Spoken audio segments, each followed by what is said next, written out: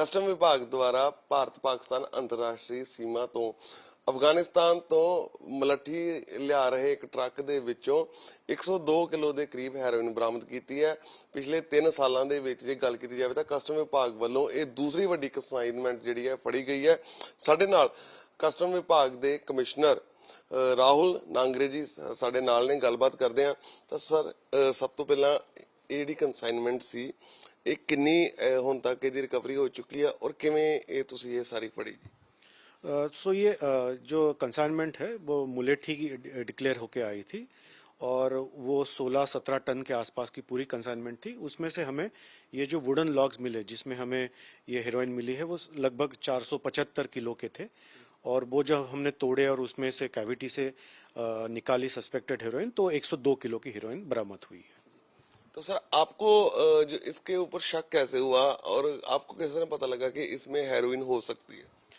तो हम जब कोई सामान आता है अफगानिस्तान से तो उसको 100% स्कैन करते हैं। हमारे पास एक्सरे स्कैनर्स है, तो स्कैन करते वक्त हमें कुछ इरेगुलर इमेजेस दिखी हमारे ऑफिसर्स को, तो उन्होंने बहुत अच्छा चौकन्ना रह के काम किया। उन्होंने जो इरेगुलर इमेजेस थी उसको फिर बारीकी से देखा और जब वो हमने लॉग्स अलग किए तब पता चला कि इनमें कुछ दूसरा भरा हुआ है और ये मुलेठी नहीं है। इस तरह से हमने उसको सेग्रीगेट करके कार्रवाई की। जिस तरह मुलट्ठी के टुकड़े जिस तरह देखने में आ रहे हैं छोटे छोटे होते हैं, तो इसमें जो हर एक टुकड़ा था इसमें कितनी हेरोइन डाली गई थी और कितने इस तरह के जो टुकड़े थे उन्होंने बनाए थे, कितने पीसेस थे टोटल? नहीं, पीसेस बहुत छोटे छोटे थे, जैसे 6-8 इंच के आसपास के, और हजारों में थे, तो हमने गिने तो नहीं है टुकड़े, वजन किया था बाकायदा, तो वजन के हिसाब से 475 किलो का था। तो हर जो टुकड़ा था वो अलग अलग साइज का था क्योंकि वुड नेचुरल वुड था वो, तो 50, 60, 70 ग्राम ऐसे अलग वजन हर एक के आ रहे थे। सर, इससे पहले आपके पास कोई गुप्त सूचना भी थी कि जहाँ सिर्फ स्कैनिंग के दौरान ही पता चला वहां पे कि इस ट्रक में हेरोइन आ रही है? नहीं, मैं इसके बारे में डिटेल में नहीं बता पाऊंगा, बट ये केस हमारा स्कैनिंग के बेसिस पे बना हुआ है। तो इस संबंधी सर आपके द्वारा क्या कार्रवाई की गई? जो एफआईआर है आपके द्वारा बाई नेम दर्ज की गई है जहाँ अभी तक बाई नेम दर्ज नहीं की? हाँ, तो हमने इम्पोर्टर जो है उसके खिलाफ कार्रवाई की है, उसको कल रात हमने अरेस्ट किया हुआ है और उसके खिलाफ अभी कार्रवाई चलेगी और इन्वेस्टिगेशन बाकी पहलुओं पे भी चलता रहेगा। एनडीपीएस के तहत मामला दर्ज किया आपने अपनी तरफ से? Customs act violation as well as NDPS act violation, दोनों वाले। तो राहुल जी, इसमें जो आप रात अरेस्ट किया तो फर्म भी आइडेंटिफाई होगी? हाँ, वो पार्ट ऑफ इन्वेस्टिगेशन है, तो अभी मैं ज्यादा डिटेल नहीं बता पाऊंगा क्योंकि इन्वेस्टिगेशन अभी चल रहा है, बट जो इम्पोर्टर था प्रोप्राइटर फर्म का उसको अरेस्ट किया गया। एक ही आदमी को अरेस्ट किया गया या एक से ज्यादा है? एक अरेस्ट हुआ है अभी तक। सर, जो इनकम टैक्स की कस्टम डिपार्टमेंट की तरफ से जम्मू में और दिल्ली में भी छापेमारी की बातें आ रही थी कि आपके द्वारा छापेमारी की गई थी। नहीं, देखिए, इन्वेस्टिगेशन का जो पार्ट है वो मैं ज्यादा बोल नहीं पाऊंगा बिकॉज वो लाइव इन्वेस्टिगेशन चल रहा है। जहां जरूरत पड़ेगी हमें वह कार्रवाई होती रहेगी।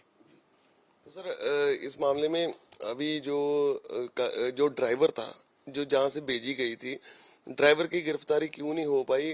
जहां अगर कोई स्कैनिंग अच्छी तरह हो जाती, जब पहले पता चल जाता तो ड्राइवर गिरफ्तार हो सकता था। इसके बारे में आप क्या? नहीं, आईसीपी में काम ऐसे होता है कि एक दिन ट्रक आ जाता है, वो अनलोड हो जाता है और पाकिस्तान के साथ हमारा जो अग्रीमेंट है उसके हिसाब से सेम डे ट्रक वापस जाना होता है, तुरंत जाना होता है, तो अनलोड होता है, ट्रक वापस चला जाता है। तो ये शुक्रवार को आया था और शनिवार की इसकी एग्जामिनेशन हुई थी, तो ट्रक तब तक वापस चला गया था। तो ऐसे सिचुएशन में जब सामान में कुछ मिलता है तो वो अगले दिन ही पता चलता है, तो इसलिए ट्रक का वो पॉसिबल नहीं होता। तो सर, वहां पे कितने ट्रक उस दिन आए थे और मुलट्ठी के लगातार कितने ट्रक रोजाना पर डे और क्या क्या आ रहा है पाकिस्तान से, अफगानिस्तान से? अच्छा, तो अफगानिस्तान से मेनली हमारे पास ड्राई फ्रूट्स आते हैं, फ्रेश फ्रूट्स आते हैं और हर्ब्स आते हैं, जैसे मुलेठी एक हर्ब हो गया। ये 3 मेन आइटम्स है, उसमें अलग अलग वैरायटी आती है और वो सीजन के हिसाब से नंबर ऑफ ट्रक्स बहुत बदलते रहते हैं। तो अभी ये लीन सीजन है तो अभी 5 ट्रक 10 ट्रक इस तरह से आते हैं और फ्राइडे भी आई थिंक ऐसे ही 5 या 6 ट्रक आए होंगे। सर जो मलट्ठी के ट्रक्स होते हैं, जो मलट्ठी आ रही तो इसी शेप में आती पहले भी कि इसके जो टुकड़े पीसेस किए गए थे, ऐसे पीसेस आते हैं कि इसको ही रैंडमली इसको ही सिर्फ यूज किया गया, इसके टुकड़े किए गए? नहीं, मुलेठी जो होती है वो पतली होती है, तो वो सेम स्टाइल की होती है, पतली होती है, अलग अलग साइजेस में आती है। कल जो हमने देखा था, परसों जो देखा था हमने, वो उससे काफी बड़ा था और वो हार्ड वुड था और वो लॉग शेप में था। मुलेठी उस शेप में नहीं होती। सर जिस तरह उसको काटा गया था तो उसको जोड़ा किसके साथ गया था?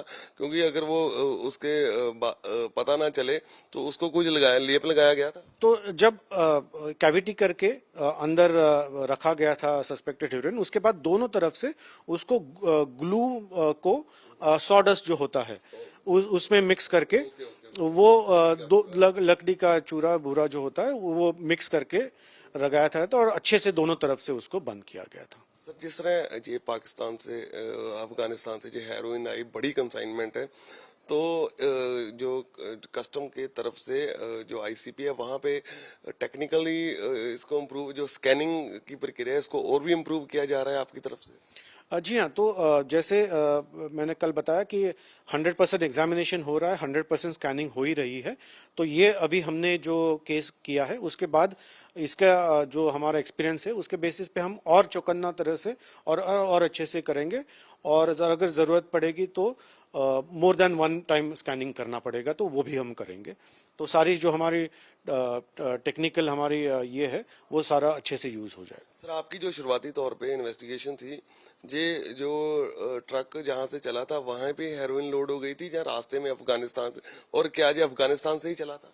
ट्रक तो अफगानिस्तान से चला है क्योंकि वो कंट्री ऑफ ओरिजिन सर्टिफिकेट के साथ आया था, बट बाकी का जो है वो पार्ट ऑफ इन्वेस्टिगेशन होगा और वो बाद में अभी हम उसमें और डिटेल में इन्वेस्टिगेशन करेंगे। तो सर जो क्या आपके पास आईसीपी में मॉडर्न तरीके के नए इक्विपमेंट है, स्कैनर है जो इस तरह के ड्राई फ्रूट में आती है या हर्ब में इस तरह छिपा के बेचते हैं तो सभी ट्रक स्कैन हो जाए? हाँ, तो ट्रक स्कैनिंग के लिए जो फुल बॉडी ट्रक स्कैनर है एफबीटीएस, वो एलपीआई ने लगाया था लेकिन अभी वो नहीं चल रहा है। हमने उनको रिक्वेस्ट किया है कि नया स्कैनर एफबीटीएस लाए ताकि वो ट्रक भी स्कैन कर सके, लेकिन जो ट्रक के अंदर का सामान है वो स्कैन करने के लिए हमारे आईसीपी में काफी अच्छी मशीन्स है, स्कैनिंग मशीन्स है, और हम अच्छे से उसका यूज कर रहे हैं। सर अगर ट्रक स्कैनर जिस तरह फंक्शनल हो जाए तो उसमें आपका समय भी बचता है और आसानी से पता चल जाता है कि क्या इसमें किस तरह ट्रक और कहाँ कहाँ रखी है? जी हाँ, तो फुल बॉडी ट्रक स्कैनर का जरूर फायदा होगा जब भी वो लगेगा, स्पेशली ट्रक का जो बॉडी है उसका स्कैनिंग और एग्जामिनेशन करने में उसकी काफी मदद होगी। सर भारत और अमेरिका के भी कुछ आए थे टेक्नीशियन उसे ठीक करने, तो अगर नहीं ठीक हो पाया तो आपकी तरफ से लिख के भेज दिया गया है कि इसको लिख के भेजिए? नहीं, वो आप एलपीआई अगर उनसे पूछे तो ज्यादा अच्छा रहेगा, बिकॉज वो चला रहे थे।